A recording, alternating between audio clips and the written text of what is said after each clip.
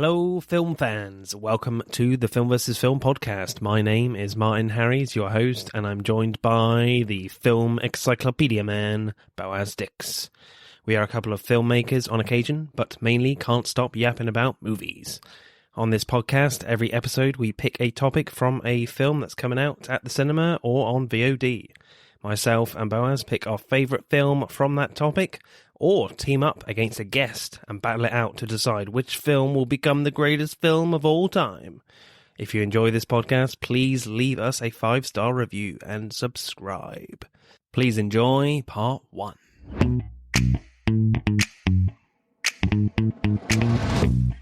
Hello, Podderoonies or Podsters if you prefer. This episode as Drive Away Dolls is delayed. I'm saying this a lot at the moment because Hollywood can't pay their actors and writers. Unfortunately, that's still going on and on. Hopefully we'll have a resolution soon. So yeah, Drive Away Dolls hopefully will be out in February.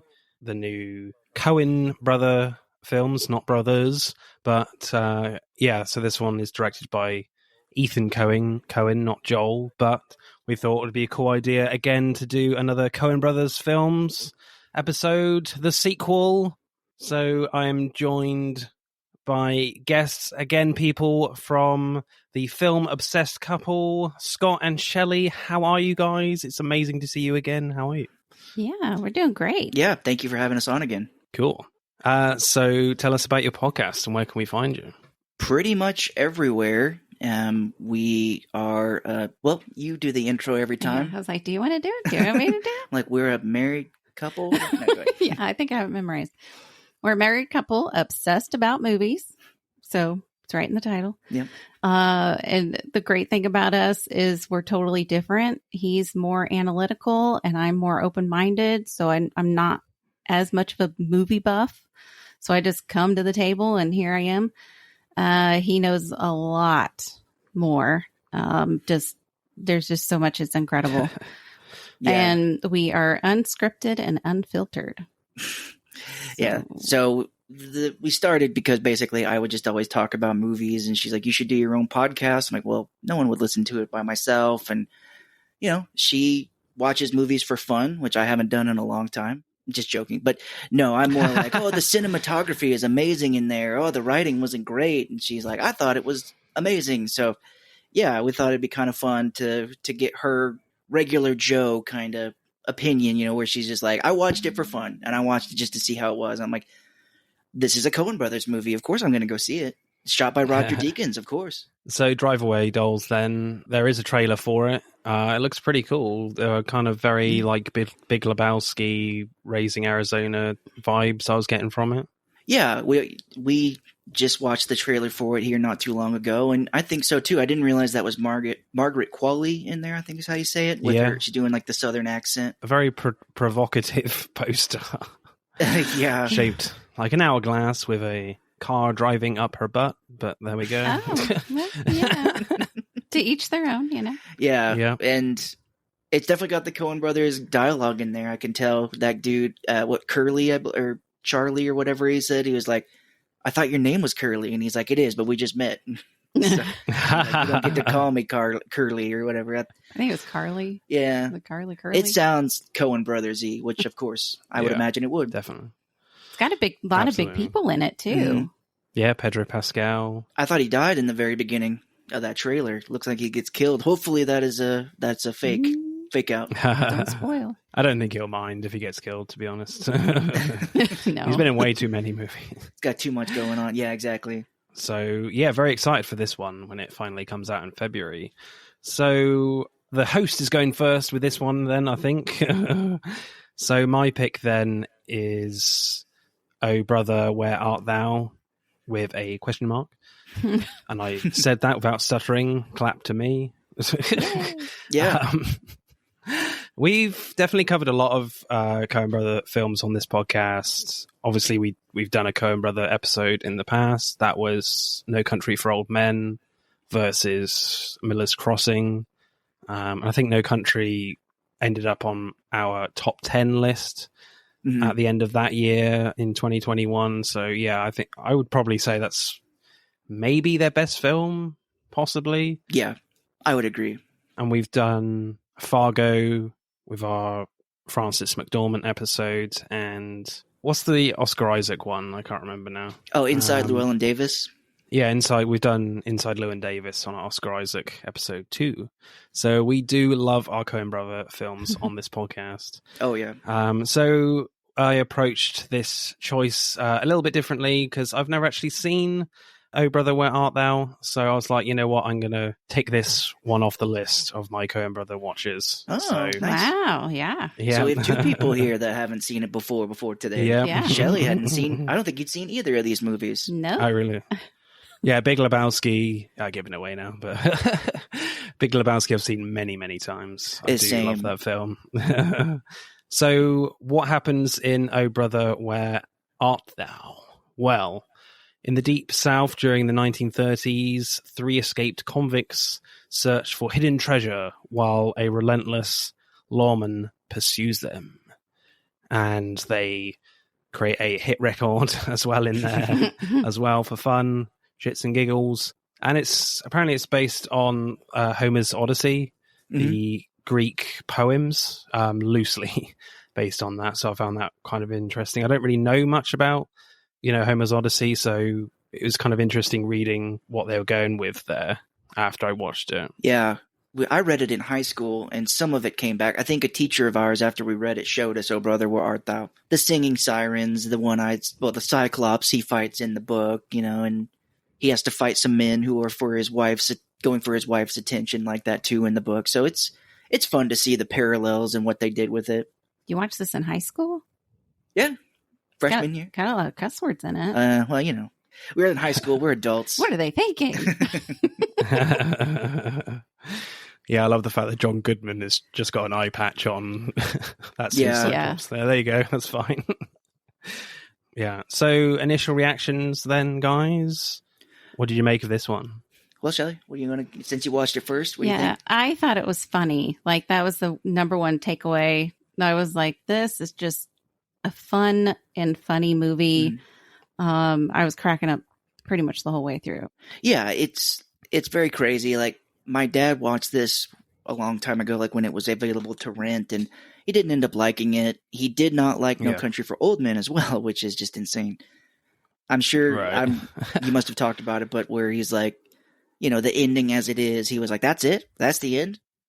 But yeah, he didn't really care for this movie, but he did love the music and got the soundtrack and listened to it. I think that's why it became a favorite of his, just because of the music. But it's so funny. And yeah, just if you've read the Odyssey, it kind of gives it a little more depth, or makes it laugh a little bit more. Yeah, I think for me, going into this, obviously I've never seen it, and I didn't really know much about the Odyssey poems. And I had watched the trailer for this, and I was like, in deciding which film to go with, because I wanted to go with something that I hadn't seen.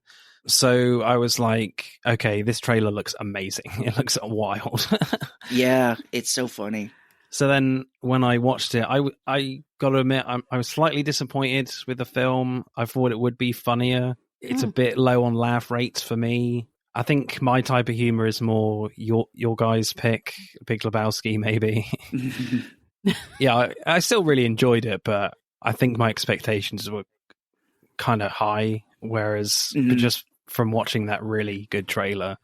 And also, I think like one of the 3 actors was trying a little too hard, in my opinion. It didn't come as naturally as the other 3. Yeah, you may be able to guess who that is, but yeah. But everyone else was really, really good in that. Tim Blake Nelson? Am I going to guess that? No. John Turturro? Nope. Yeah, I'm going to say. Oh, no. George Clooney. Oh, okay. Wow. Yeah, I would have guessed John. Yeah. I just felt it didn't come as naturally, the comedy stuff, as the other 2. I think the other 2 were fantastic, whereas George, I think you could see the acting a little bit. I know everything's very heightened in this film, but I was like, okay, George. Calm it down, George. Maybe stick to dramas. Yeah. Yeah, he definitely playing like the smarter of all the three of them, and he's always talking like a mile a minute. So directing then, I think the first thing you notice from like the opening shots is that this film has a very like slapsticky, goofy tone to it. And like when the characters escape from the chain gang, they go up and dive into a field every so often so they're not seen by the guards. Then later when the cops find them in this like house and start burning it down, then Clooney throws one of the torches back at them, which sets off all the ammunition in one of the cars, which blows up and fires off all the guns. You're like, this film is going to be crazy. And then for me, I think there is some craziness definitely in there, but yeah, it's just a kind of a very wild start. And yeah, I'm not sure it fully keeps that craziness going. I could see that. Yeah, I can agree. It starts out very, like you said, very slapstick wild. Like Clooney gets pulled off the train as they're all trying to jump into the train to get away, and the other guys can't make it, so he gets pulled by his feet out. And I think what the strong qualities of this movie are is kind of the Coen brother dialogue. Like you get things just repeated quite a bit. Like I love, when the one person was like, he RUNNOFT. She's like, well, I'm like, run off. She's like, oh, okay. You run off. Run off. And you hear that like a few times before. It's just, the dialogue makes it so much funny in parts. But yeah, there are parts where you're kind of like, that was okay. Yeah. And George Clooney's hair, like he's just obsessed about his hair, his pomade. Which we did. I looked up, and apparently, go figure, after this movie came out, Dapper Dan saw a surge in sales. Really? Yeah. Oh, wow. Hairnets? Did hairnets go up in sales? Or I just imagine they would have to. Yeah, you got to have one. Hairnets for men. I've never seen a dude with a hairnet that's not in like a bakery shop in the UK. Yeah, food. Around food, maybe. Cook, yeah. Yeah. I did love the scene with John Goodman where he's like conning George Clooney and Tim Blake Nelson basically, and he's like, let's go for a picnic instead of eating at the restaurant for my proposal about selling the word of God. Then John Goodman starts breaking off a branch, and you're like, well, there's only one thing he's going to do with that. So I like, after he takes out Tim Blake Nelson, George Clooney's like, he didn't even see anything. He's like, he didn't even see anything, and carries on listening to John Goodman until he gets whacked. Which adds to this goofy tone, you know. Then the Coens always add in some like visual flair when it really works, where you think like John Goodman is going to step on Tim Blake Nelson, as the camera's at a very low angle, and he's just killed like a toad quite brutally. So you think it could happen. He could literally just step on his face. So yeah, I quite like that bit. That was pretty cool. I love John Goodman. I think he's amazing. Yeah. I desperately wanted more of him, but oh well. Yeah, he's from here. We're from Missouri. He's from here. We went to the St. Louis Zoo, and he was a narrator there. He's like, "Hi, I'm John Goodman. Welcome to the zoo." Welcome to the zoo. And the year I graduated college, he spoke the year before. So I was like, "Oh, really? I graduated a year too late." The person that I did was the head of the military budget. The year before me got John Goodman. But he's amazing. We're talking about him throughout this podcast. Yeah. But yeah, he's just great. I didn't like the toad part. Yeah. No. The cruelty to animals. And I guess PETA almost got onto their case about this because they thought like a real cow got shot, in the movie. Oh, yeah. Really? I'm not surprised. Yeah, I guess it was a CGI cow, and they were like, you have to prove that wasn't a real cow. So I guess they showed him like the CGI that they did. It looked good for the time. Yeah, I mean, was it CGI? Was it? I think I believe it was. Yeah. All right. I think either the one that got shot or probably the one that got run over. Maybe the CG was like the red bullet holes in the cow. Maybe. Yeah. I mean, it has to be CGI for the one that got run over. I can't imagine the Coens like scrambling to get hold of the producers to say, "Where's the cow that we used in the movie? Are they steaks yet? Damn it!" Yeah, none of the cows were hurt. Yeah, Any other directional scenes that you liked in this film? I think I really enjoyed the opening, just them running through multiple places. You got Big Rock Candy Mountain playing on the soundtrack, and it just kind of opens up the whole movie where you're like, oh, this seems like if you don't know anything about it, you just be like, well, it's going to be like an adventure film, because you see them traveling through multiple places, escaping, the cops or the jailmen, from the chain gang. So I think the opening really sets the tone. What about you? Do you have a good one? The only thing I can think of is the whole politic thing behind this. And one of the governors is like part of the KKK. Oh, yeah. Which was like, whew, scary. But I don't know. It's interesting how they made that funny, even though it's to me, it's such a serious topic. And every time when I hear KKK, I'm just like, no, let's not do that. But they did it. Yeah, they're thankfully not the heroes. And no. But it's very cool how they put that in the whole background of the movie, where like you just kind of run into these characters, here and there, and then you're like, oh, there's this whole other plot kind of going behind it. So yeah, that's a really neat thing they did. Yeah, and they like shows Tim and George, I think. Yeah, they like pretended to be part of this whole thing so they could save that guitar player. What's his name? Oh, Tommy. Yeah. Tommy. Yeah. Yeah, that's my favorite scene as well. The Ku Klux Klan scene, because the scene that stuck in my head that we've talked about while watching this film was when Babyface Nelson shoots at the cows, and the cops chasing them and they literally run over a cow, which one I didn't like because I thought it was kind of unnecessary violence, but two, I was like, oh, this film could go to some dark visual places, and I thought something dark was going to happen again during the KKK sequence, but it never really happened, which I think was a good thing, just to keep this goofy tone going. But the film makes you think, because of who these people are and what you've already seen, that the film could go to some unexpected places. But I did love the way the cone hats were just like moving just above the frame, like they were sharks or something. That was kind of good. Visually, they're kind of taking the piss out of them. Yeah. In that way, I thought that was good. And I did love how John Goodman does die. They fling the flag quite spectacularly across the grounds, and John Goodman's like, I've got this. Don't let it touch the ground. And he catches it just before he gets spiked through the eye. And then the cross literally falls on him. I did think he was going to get a spear through the eye in that moment. His other eye, yeah. Yeah, that would have been funny. Both of his eyes.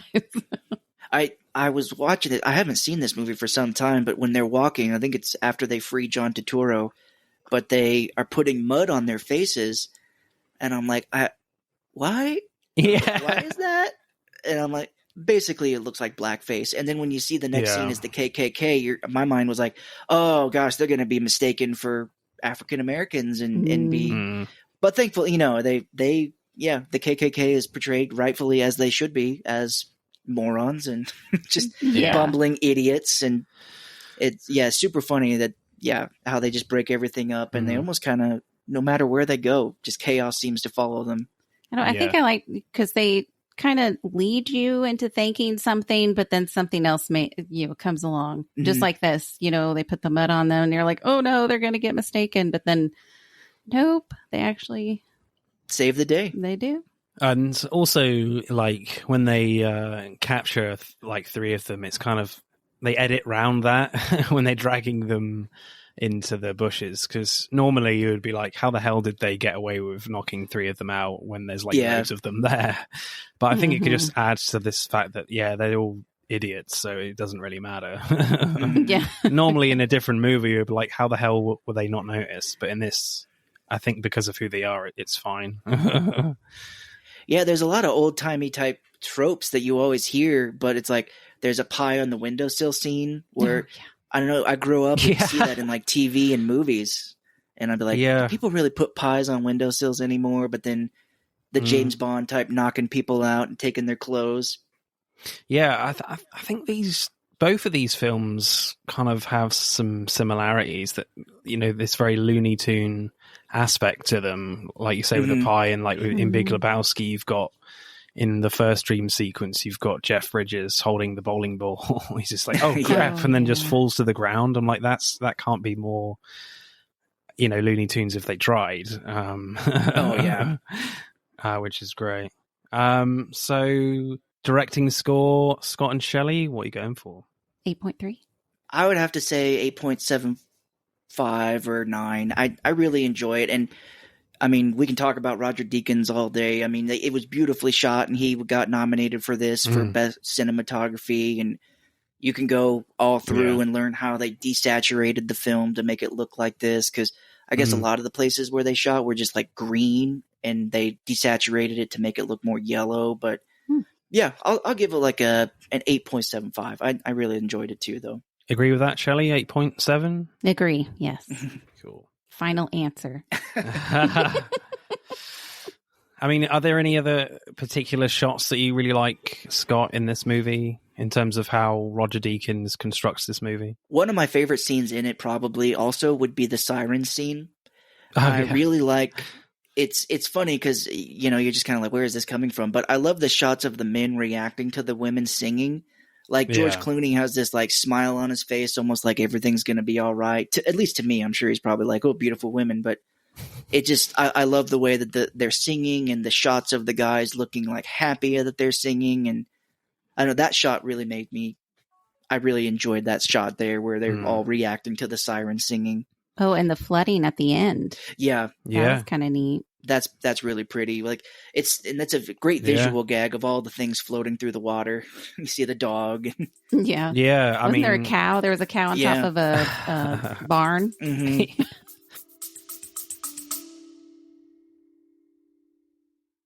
Hey, I'm James Lovino, and I'm here to tell you about Alternate Sides, a movie podcast with a twist. I've worked in the film business for 2 decades, but I haven't actually seen that many movies, and this has been driving my frequent collaborator, Sam, a self-confessed film snob, crazy.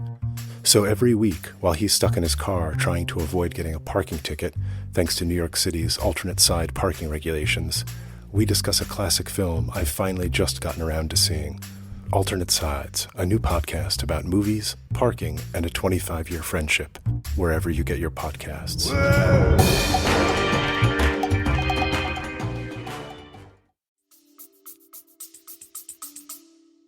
I mean, I think that's really well done, because that could easily look really stupid in different hands, that type of ending.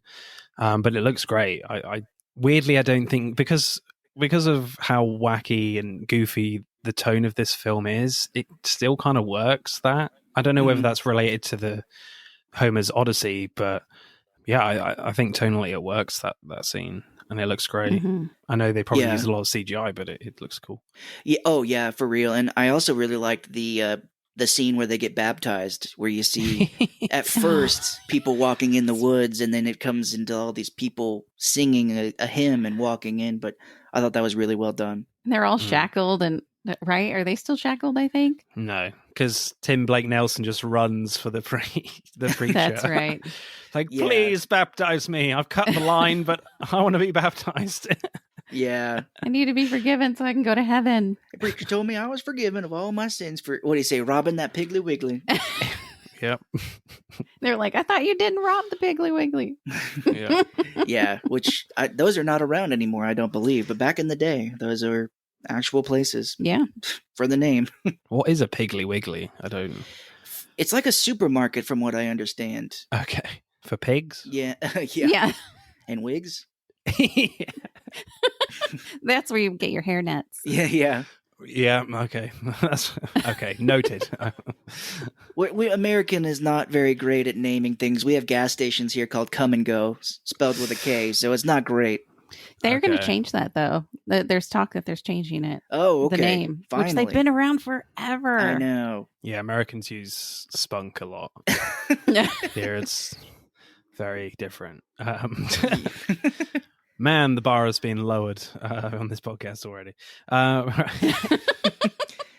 That's America at the moment for it. No. So my score then for directing, yeah, I think it's pretty good. It looks great as well. I would say that, the Ku Klux Klan scene is shot really beautifully as well. That's really well lit from the Deeks. Yeah, I don't think I'll go as high as that, but I would probably say, for me, the directing and maybe the acting are definitely like where I really like this film. So I'll go like an 8.3 for me. All right. Fair enough. So screenplay, then the film goes at quite a pace and they run into a lot of like quirky characters, and tonally it's very goofy and funny throughout.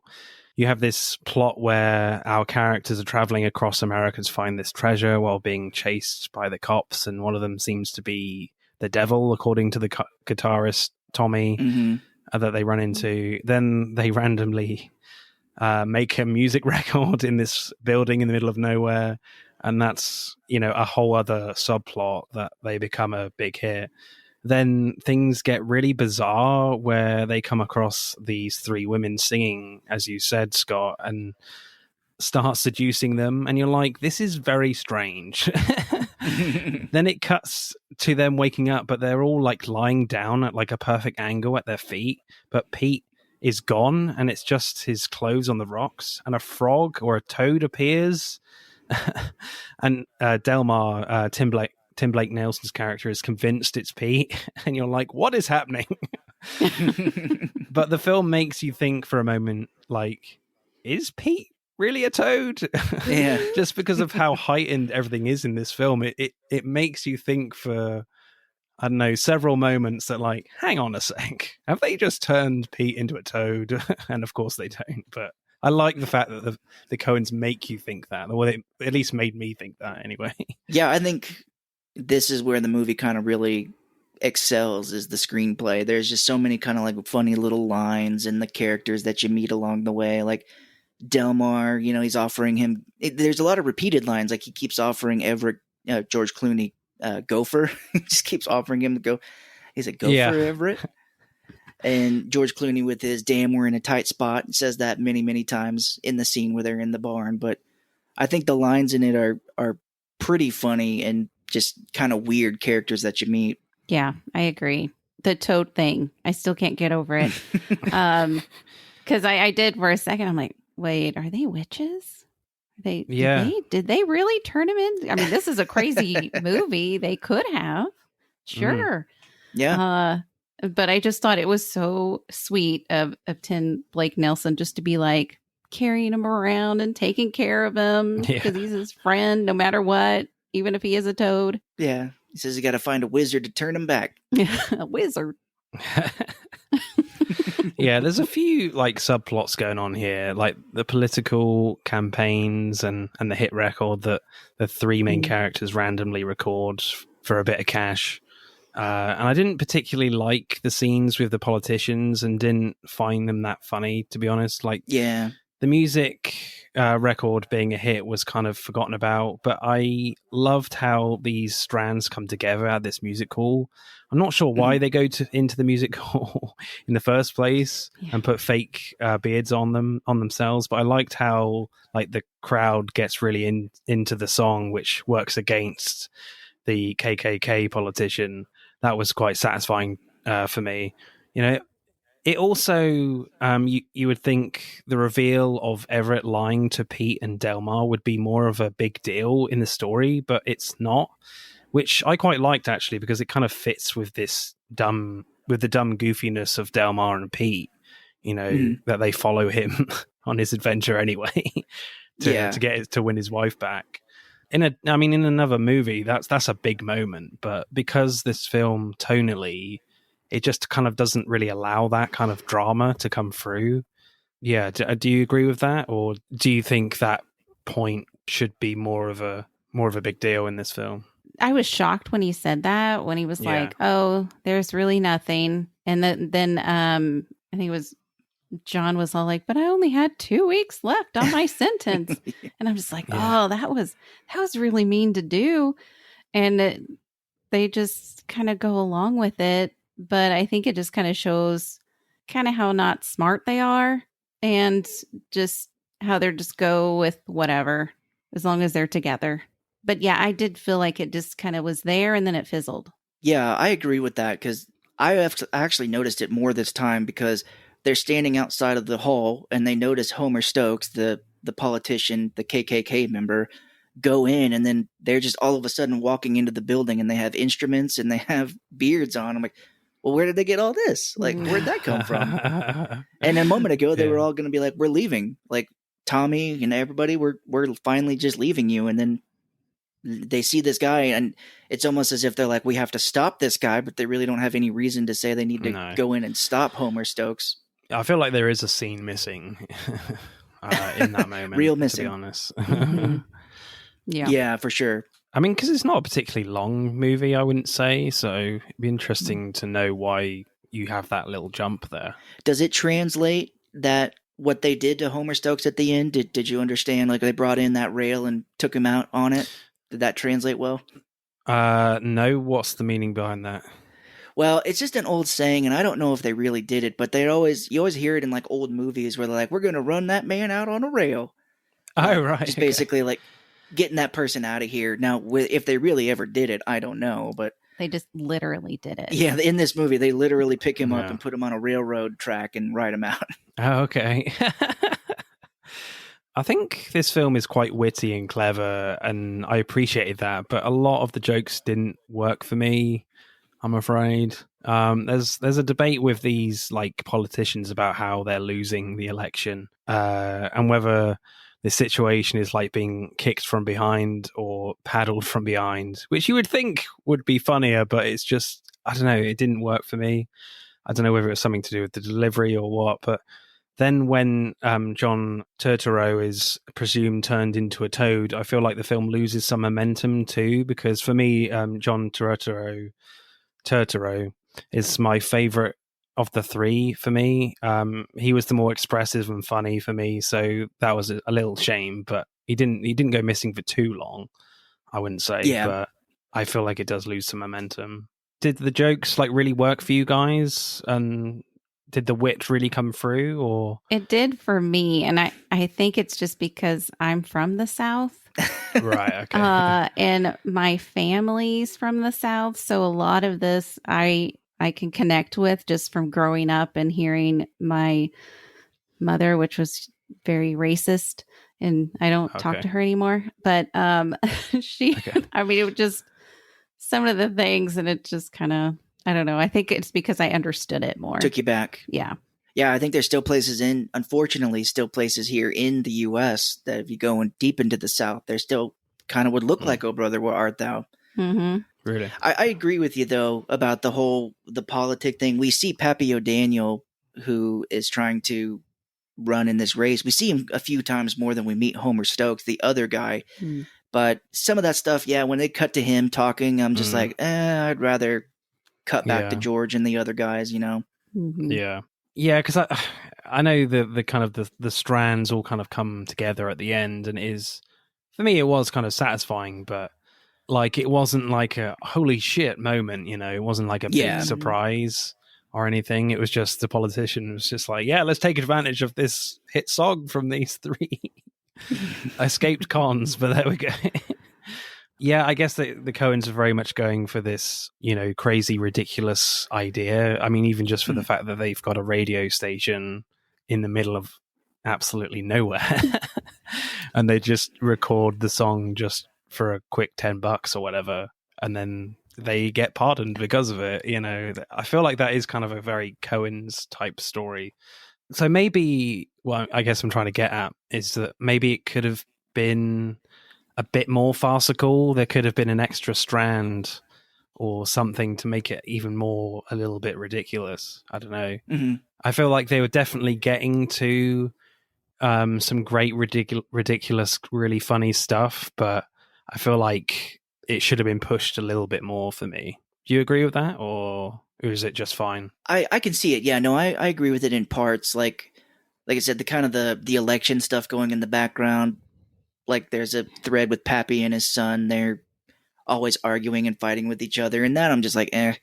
But yeah, I guess they could have added more, made it kind of more weirder or funnier in that aspect with it. Yeah, I think they could have played more in with John Goodman's character, and maybe maybe they did join up with him and try to, sell Bibles or whatever he was doing, and then realize he was part of the Ku Klux Klan, and then be like, oh my goodness, this person, and then just have like a comedy event going on. I think that would have been nice. Yeah, far too little of John Goodman. Yeah. Although I do think when they do, as they say, sing into the can at the radio station, Stephen Root playing this station manager is so funny to me. Just he's got like one eye that's like going everywhere, and the other one doesn't work.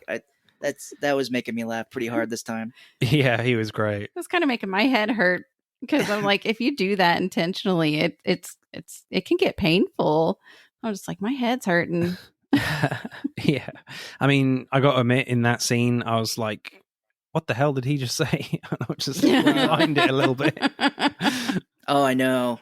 Yeah. The dialects in some of this can get pretty crazy. Yeah. I do like the joke there where Clooney says that there's more of them than there really are. He says there's like 5 of them, but only 4 of them can sign their name. Yeah, that was funny.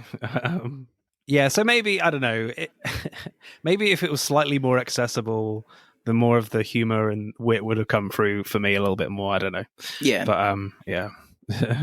So funny lines or interesting lines for me near the beginning from Clooney. Damn, we're in a tight spot. 2 minutes later. Damn, we're in a tight spot. From Tim Blake Nelson as Dima when they find the preacher and he says, I think you said this already, Scott, but he says, like, the preacher said all my sins is washed away, including that Piggly Wiggly I knocked over in Yazoo. That was pretty funny. Just the rhythm of that line is great. Yeah, it's so funny. Like Homer Stokes has some weird, just the way he pronounces some things. He's got a little person with him because he says he's the if I can pronounce it how he did it, the servant of the little man. And the little man's like, and he ain't lying. And he's got like a little broom because he's going to sweep out Pappy O'Daniel. But that, and when Homer Stokes keeps saying, is you is or is you ain't my constituents. And it's just a weird way to say that. Yeah. Always makes me think of is you is or is you ain't my baby. Is that a song? Yeah. I'll take your word on that one. That's usually what I remember is song lyrics. Yeah. Not movie. Is that real? We didn't abandon you, Pete. We just thought you was a toad. And he's like, do not seek the treasure. He's like, we thought you was a toad. Yeah. Like loudly whispering like nobody can hear him. Oh, that's funny. Yeah, shut up and watch the picture. At first I was like, I wouldn't be able to work on a chain gang, man. That'd be terrible. But then they get to watch a movie in the day, so maybe not too bad. Yeah. And George Clooney, every time when he wakes up, he's like, my hair. Yeah, that was great. Yeah. I think the Coens are really great with those little details in character. Yeah, when he says things like that. That's cool. Yeah, especially when he's trying to get his pomade at the beginning there, where he's like, well, ain't this place just a geographical oddity? Like 2 days from everywhere, or 2 weeks from everywhere. Yeah, that was funny. I think near the end where they're talking about how long they'll spend in prison after Everett lied to them, and John Toretto says 84 years old, and then Tim Blake Nelson's like, well, I'll only be 82. He's so happy about that. That was great. Always looking on the bright side. But I think my favorite line is, we was beat up by a Bible salesman and banished from Woolworths. I don't know, Everett. Was it the one branch or all of them? Oh, you almost didn't get that out. Yeah. Yeah, that scene where he gets kicked out of Woolworths, this is very funny. He's like, this guy has some great looking kind of strange teeth. And he's like, stay out of the Woolworths. I don't know if Woolworths was a shop in America, but it definitely was in the UK, so that's why that tickled me a lot. I believe so. Yeah. It went past a long time ago. Same here, yeah. I believe so. Like Sears and Roebuck too. I don't think, Roebuck, no. Too many Demas going into Woolworths, I guess. So screenplay score, guys, what are you going for? I'll give it a 9. I really enjoyed the dialogue and the writing. Yeah, I agree with the 9. I was like, oh, I hope you go high because I kind of like it. Yeah, I can understand that. For me, I feel like sometimes it wasn't as organic as I think it could have been. I feel like it feels a bit episodic. They're going from like situation to situation sometimes. And as I said, I think it could have been a little bit, they could have pushed the goofiness a little bit more, because for me, you know, as I said, the wit and the jokes didn't, I appreciated the wit, you know, it made me chuckle a little bit, but like, as laughing out loud goes, like, it didn't really happen that many times. Yeah, so, and of course, like, when all the kind of the strands come together, it was kind of cool, but again, I feel like it could have been more impressive, so I'll go like a 7.2 for me. Okay. All right. I'm sorry. This is my pick. I don't know why I'm apologizing, but there we go. That's okay. That's okay. They can't hit it out of the park every single time. No. So acting then, I quite liked Michael Badalucco as George Nelson when he holds up this bank quite easily. He's like very silly and not that intimidating, and that's reflected with like the reactions of the people in the bank, just not looking scared at all. And then someone says, "That's babyface Nelson," and he gets angry and demands to know who said that. And again, he's not that scary. And then he starts to get upset, and Tim Blake Nelson comes to console him and says, "Let's go." And I love the last part where he says, "I'm George Nelson, born to raise hell," you know, and then just fires one bullet into the ceiling. Not like a burst, just one bullet, and looks really glum, just like a baby face, which I thought was a great little scene to end that. We did cover Public Enemies last year, and Stephen Graham plays babyface Nelson in that film, and he's like a completely different character in that. Wow. Yeah, it's a great film as well. Yeah, I really liked when Michael Badalucco comes on screen. He was great. Yeah, that whole scene after the bank robbery where he was like, well, a man like that has, I can't remember exactly how he says it, but he's like, oh, he has big highs, and with the big highs always have to come the lows. And he just, it's great how he explains it to him. He's like, I'm sure he'll be back on top at some point. And yeah, you see him get arrested at the end. He's being led to his death, but he's high again. He's on his high again. Yeah. And you kind of pointed out that it was more of like he's a little bipolar, you know, where you have the high highs and the low lows. I was like, well, that's interesting. Yeah, I was like, I wonder if that's what they're alluding to there with the highs and the lows. But yeah, maybe. It's interesting with this film as well that they, you know, it's based on Homer's Odyssey. But I feel like this is maybe the only historical character in this film, if I'm mistaken. There might be some more, but it's interesting how why they've kind of set this story in the Deep South and using a real life gangster in this story and making him look like a bit of an idiot, really. Not a big tough guy. It's almost Forrest Gump-like to me, where I don't think anything else is like maybe realistic or really happened, but they're kind of going from place to place and experiencing all these like big events, at least in the area. But I think I read that it's like a kind of like a folklore, you know, like an old Southern folklore of these men traveling through the South.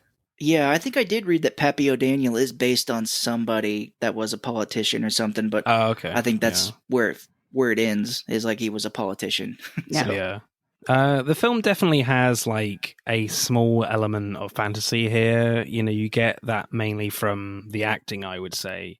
Like you have a blind man on the little crank car on the train track at the very start and sets them off on their adventure. And of course, there's the three women on the river seducing our three main characters.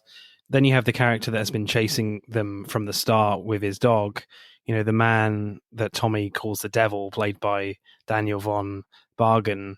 He doesn't seem to have any connection to the rest of the story other than that he seems to be a sheriff trying to stop them.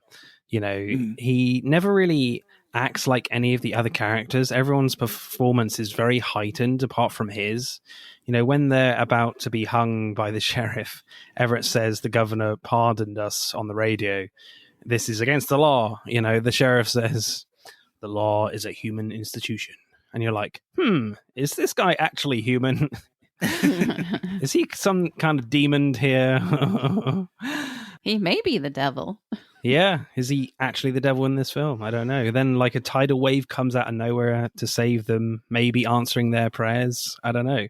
So the film definitely has a very odd, surreal thing going on that weirdly still fits just about because of this tonal, goofy tone. Yeah, it's almost like you're kind of like, well, we've seen so many crazy things now that they do kind of throw it away that, oh, this like river is going to be flooded down this area here. You kind of forget about it. And then the water rushes in as soon as they're about to be hanged. But yeah, it's definitely like you're kind of on for the ride where you're like, well, it does definitely seem like almost a fantasy in some places where you're like, well, this really could have come out of nowhere. Yeah, and I do kind of like how like it's not really explained. There's no contextualizing these kind of weird moments. They just happen. You just roll with it kind of thing. You know, with the three women as well. They don't have character names. They just like singing to them. That's it. Like they're three witches or something. You know, and just in that scene as well, just the way like Pete's clothes are just laid on the rock perfectly. It's like, why? That's weird. Yeah, it definitely has a great weird tone and definitely followed through the acting with the guy who plays the sheriff. He's not in it that much, but I think when he is on screen, he does have a real good presence, I would say. Yeah. So I think for me, like, I really liked John Turturro and Tim Blake Nelson. Tim Blake Nelson was hilarious. I just feel like George Clooney was a bit try hard in this film sometimes. I remember the scene when he's like trying to escape, when they're escaping in the car with the little kid, and he's doing this kind of very overexpressed expression, like they're going at 100 miles an hour. Like, I'm like, come on, dude. Really? I just feel like it doesn't come naturally to him compared to the other two who are natural comedians. Do you agree with that or not? I would definitely say the other two were my favorites of the three. I know they're putting George Clooney in as the fast talking guy, you know, who's supposed to kind of just be the leader, and the other two are just funny because when I watched this before, when I was much younger, they were just kind of slapstick, kind of dumb people to me. But yeah, I think they're doing better. And I mean, I think George Clooney's a good actor in things, but I always just assumed that that's kind of how he was doing it for the movie. Like when he gets into that fight with his ex's fiance, he's doing a lot of weird movements and stuff with him, and like he has weird fight stances and stuff. But I think, I would have to say that the side characters would be a little more interesting, or a little more like, you know, kind of draw your eye a little more than George Clooney, just because I think he's kind of more of a straight man in more of the movie, even though he does get up to kind of strange things too. Yeah. I feel like for me, George Clooney should have been straighter. Like he should have maybe toned down his comedy stuff. So I think for me, like some of it just doesn't work as well as it could do. I kind of saw George Clooney as like the educated, and the other two as uneducated. So I didn't expect him to be very comedy-like, but I kind of almost want to rewatch it now because I think I know what you're saying, that he's just isn't that comedy presence, but he's trying to be. Yeah. And if he was just like trying not to be, maybe that would have been better.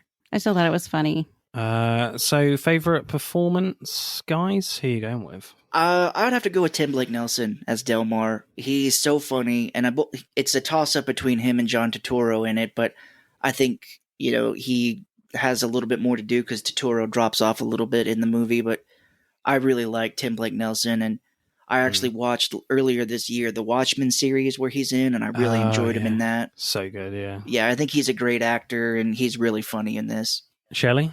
I'm going to have to go with John Turturro because he's just like oozes comedy. He's just like whatever he does. Because even in like The Big Lebowski, he's almost he's not Southern. Jesus. Yeah, he's not a Southern, Jesus. But he's Jesus. So he just, no matter what he does, it's just hilarious. Yeah, I think I'll probably go with John Turturro as well. Literally a hair's breadth in front of Tim Blake Nelson, because I think throughout watching the film, I feel like Tim Blake Nelson gets funnier and funnier, whereas I think John Turturro is like funny throughout. Just the way he gets pissed off with George Clooney, just like, who makes you the leader of this group? You know? Yeah. The whole you stole from my kin. Yeah. Yeah, he's so great. Oh, yeah. He tried to kill you.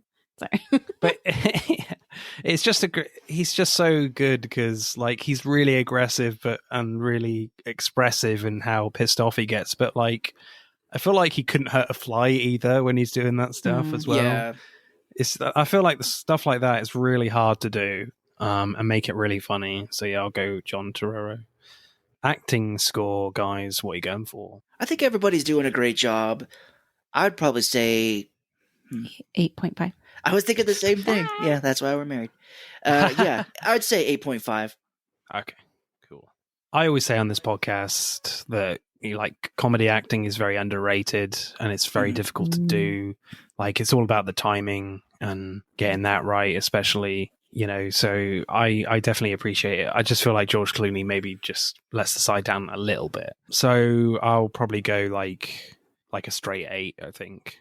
So let's add up the scores then for Oh Brother, Where Art Thou? Oh Brother, Where Art Thou gets a very respectable 49.7. Wow. All right. Pretty good. But I have a feeling my losing streak will continue, though. No. Hey, that's okay. We lost last time, and Yeah, I was All like, right, fair enough. I think we're gonna win this time. Yeah, I got absolutely hammered last episode Oh, with weird films. Go check that one out, see why. That's it for part 1. Thank you for listening. We hope you enjoyed it. Check out part 2 to see who wins. But don't stop there. Get involved and tell us what your favourite films are relating to the episodes. Send us a DM or comment on Instagram and TikTok at Film vs. Film Podcast, for Twitter at FVF_podcast. If you do, we'll give you a shout out on the next episode. If you're feeling really generous, you can buy us a one-off coffee at our Buy Me a Coffee account. Remember, please leave us a 5-star review and subscribe. Pod signing off.